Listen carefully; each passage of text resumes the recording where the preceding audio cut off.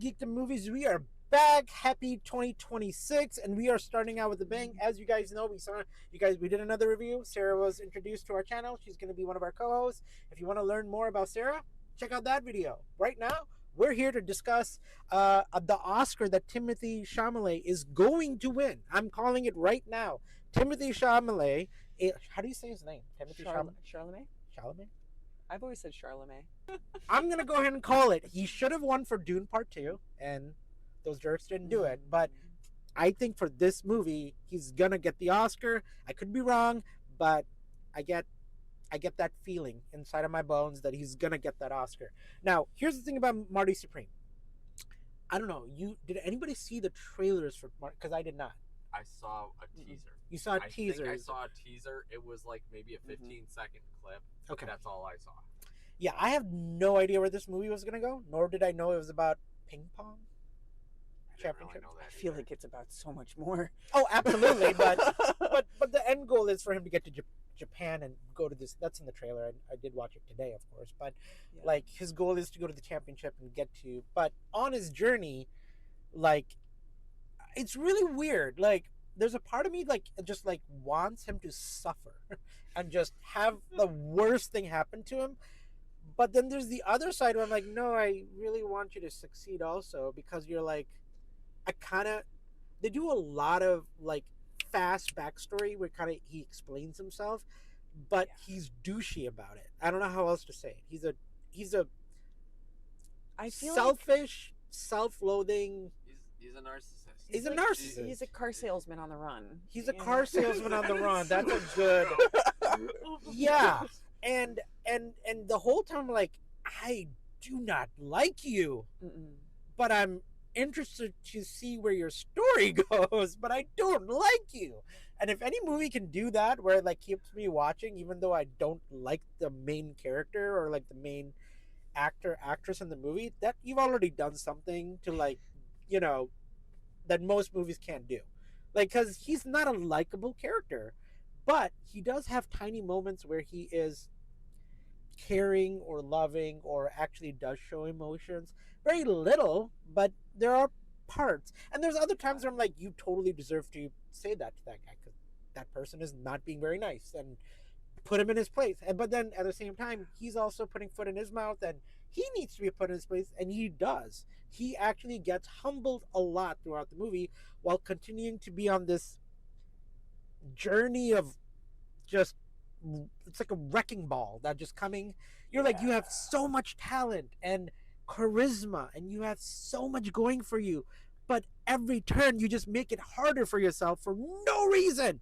Can I suggest that Marty Supreme is a fantastic example of somebody doing the right thing in the worst possible way? That's a good way to look at it. But let me finish let's go to you sorry. next. No, you're good. That is a good point though. But again, okay, besides all that and his character, because we really do want to talk about Timothy, he is like holding this movie together for 2 hours. But let's costume design, cinematography, music, costume, set pieces, like 1950s Japan, 1950s New York, aesthetics. Aesthetics are a huge part of this movie, and I really feel like I was part of that crazy, chaotic 1950s New York world. A lot of other good things that people might not notice because they'll be so focused on Timothy Chalamet. I want to say these things do add a lot, even though you're not thinking about it while you're watching it. But you can tell they put a lot of effort into making all of the sets and all of the timepieces, like cars and everything, just like feel very authentic. And I give them props. Get it, props, because it's a prop. But it's all beautiful. And it's all chaotic and beautiful. It's chaos, but it's beautiful. I give this golden popcorn means like I say anybody should go watch this movie and have a trip. Like really high praise for the chaos that exists within this movie, but also know it's gonna challenge on what a movie is. Like it's gonna challenge you to what a character is, and it's gonna challenge you what a movie is supposed to be, and it's gonna make you feel like you think like the right choice is right in front of you. There's that door. That's the way to do it. And then you watch that person purposely go out of their way to literally make the worst decision possible in those moments, and it's gonna challenge your understanding of like it's gonna like my Apple Watch kept going off telling me my heart rate was going. I'm like, you think? Like, why would you do this? Like, why? Why would you do this? And like all this other stuff that I can't talk about, but yeah, Golden Popcorn, go see it. Timothy Chalamet deserves the Oscar because he plays such a good douche that I can't stop watching for obvious reasons. Sarah, we're throwing off to you next. What did you think of Marty Spring? Yeah, I think that Marty is a subversion of what I think Americans specifically think of as a story, right? I think so much of our stories in media are here's this guy, we're going to assume he's the good person. Yeah. We're going to find a way to morally excuse or justify all of the things that he does, maybe not all, but most of the things that he does through the lens of knowing what his intentions and his reasons and his motivations are. Yeah. Marty is so very much not that. I think that people will still feel compelled to like him because he's a charismatic person, right? That's how he gets away with so much of what he gets away with in the movie.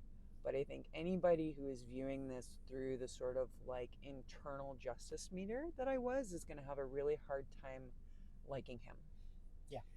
Right? Because, like I said, he is finding ways to do what he thinks is the right thing.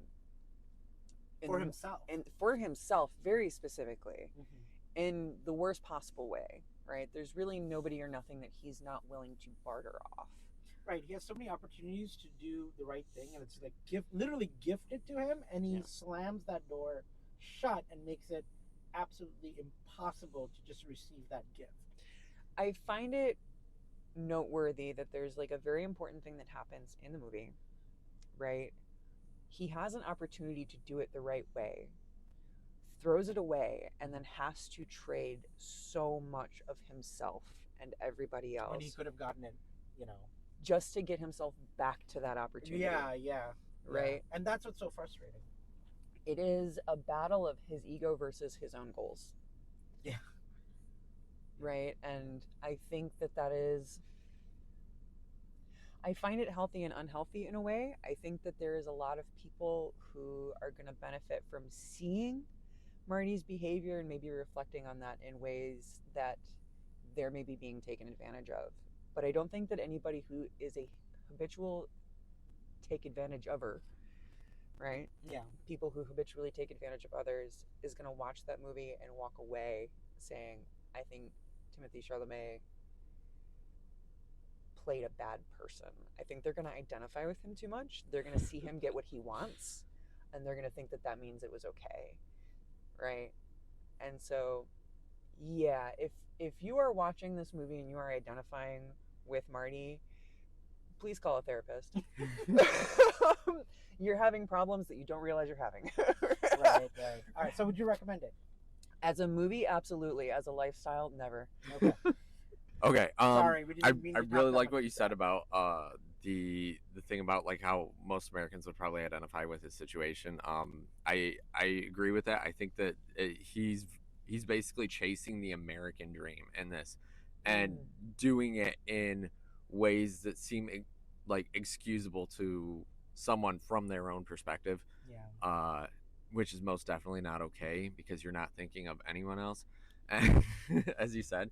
So, yeah, horrible. Like this movie was honestly like a constant disaster of everyone's character, and it was really kind of was, yeah. amazing to watch. Yeah. Like you had mentioned that like he had an opportunity where like he had something and he had it handed to him basically, and then he said no, and he kept like he had to compromise so much to come back and try to get that opportunity again.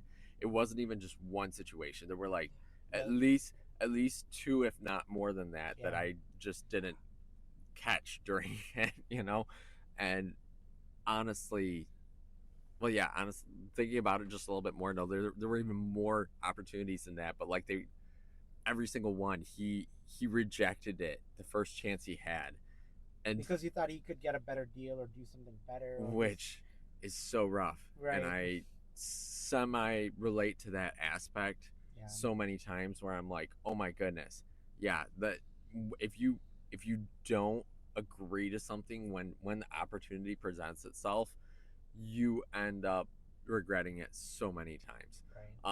Right. Just because you thought you could get a better deal. So, yeah, no, I this movie is absolutely amazing. Go watch it. Like, it's phenomenal. It's absolutely phenomenal. He's definitely going to win the Oscar. I watched it.